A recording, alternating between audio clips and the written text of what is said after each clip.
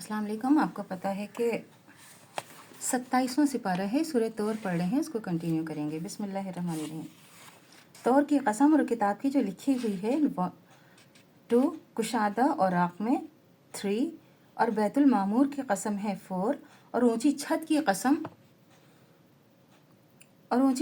कसम है 5 और उबलते हुए दरिया की 6। बेशक तेरे रब का अजाब ज़रूर आकर रहेगा 7 और इसको कोई रोक नहीं सकेगा 8। जिस रोज़ आसमान थर थर कांपने लगेगा 9 और पहाड़ अपनी जगह से हट जाएंगे 10 और जिस रोज़ इनको दोज़ख की आग की तरफ धक्के दे दे कर लाएंगे 13। यही वो दोज़ख है जिसको तुम झुटलाया करते थे 14। तो क्या ये जादू है या तुमको नज़र नहीं आता 15। इस दोज़ख में जाओ, फिर सब्र करो या सब्र ना करो और तुम्हारे लिए यकसा है और जो तुम करते थे इसका बदला तुमको दिया जाएगा 16। जो अल्लाह से डरने वाले हैं वो बाको नेमतों में रहेंगे 17 और जो उनके रब ने अता किया है वो इस पर राज़ी होंगे। इनके रब ने इनको दर्दनाक अजाब से बचा लिया है।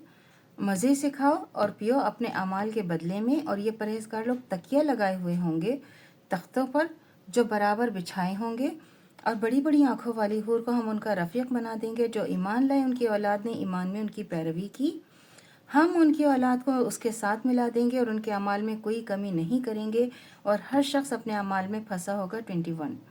और जिस तरह मेवे और गोश्त वो चाहेंगे हम उनको अता करेंगे और वहाँ वो एक दूसरे से जामे शराब झपट लिया करेंगे जिसके पीने से ना बकबक करेगा ना बेहूदा बात और ना नौजवान खिदमत गुजार ऐसे होंगे जैसे हिफाजत से रखे हुए मोती उनके पास आ जाएंगे और एक दूसरे की तरफ रुख करके आपस में बातचीत करेंगे और वो कहेंगे हम तो इससे पहले अपने घर वालों में अल्लाह से डरते रहते थे, तो अल्लाह ने हम पर एहसान किया और हमको अज़ाब दोज़ख से बचा लिया।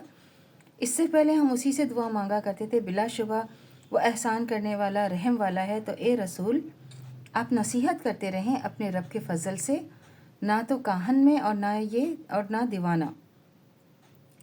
काफिर कहते हैं कि ये शायर हैं, हम इनके हक़ में ज़माने के हादसात का इंतज़ार कर रहे हैं। कह दो कि इंतज़ार किए जाओ, मैं भी तुम्हारे साथ इंतज़ार करता हूँ। क्या इनको अक्लें यही सिखाती हैं? बल्कि ये लोग हैं ही शरीर। ये कुफ़ार ये कहते हैं कि इसने कुरान को ख़ुद बना लिया है। असल बात यह है कि अल्लाह पर ईमान ही नहीं रखते। अगर ये सच्चे हैं तो ऐसा कलाम बना कर तो लाएँ। ये किसी के पैदा किए बगैर ही पैदा हो गए या ख़ुद ही अपने खालिक हैं या इन्होंने आसमान और ज़मीन को पैदा किया? नहीं, बल्कि ये लोग यकीन नहीं रखते। क्या इनके पास तुम्हारे परवरदिगार के ख़जाने हैं या वारागा हैं? 37। क्या उनके पास कोई सीढ़ी है जिस पर चढ़कर आसमान से बातें सुनाते हैं? तो जो सुनाता है वो सरी ही सनद दिखाए। क्या अल्लाह के लिए बेटियां हैं, तुम्हारे लिए बेटे? ए रसूल, क्या आप इनसे कोई सिला मांगते हैं? उन पर तावान का बोझ पड़ रहा है? क्या इनके पास गैब का इल्म है, वो इसे लिख लेते हैं? क्या ये कोई दावपेच करना चाहते हैं? ये काफिर खुद दावपेचान में आने वाले हैं। क्या अल्लाह के सिवा उनका कोई और माबूद है? खुद उनके शरीक बनाने से पाक है। अगर ये आसमान से अज़ाब का एक टुकड़ा गिरता हुआ देख लें तो कहें ये गाढ़ा बादल है, बस उनको छोड़ दो यहाँ तक कि वो रोज़ जिसमें बेहोश कर दिए जाएंगे सामने आ जाए। जिस दिन इनका कोई भी दाव काम ना आएगा, इनको कहीं से मदद ना मिलेगी। जालिमों के लिए इसके सिवा और अजाब भी, लेकिन अक्सर इन नहीं जानते। तुम अपने परवरदिगार के हुक्म में इंतज़ार में सब्र किए रहो। तुम तो हमारी आंखों के सामने हो। जब उठा करो तो अपने रब की हम्द की तस्बीह किया करो, रात के थोड़े से हिस्से में भी और सितारों के ग़ुरूब होने के बाद भी अल्लाह की पाकी बयान करते रहो। 49।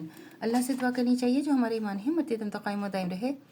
ख़ात्मे बिल खैर ईमान पर हो। इजाज़त दीजिए। अल्लाह हाफ़िज़। मेरे चैनल को लाइक कीजिए, शेयर कीजिए, सब्सक्राइब कीजिए। शुक्रिया।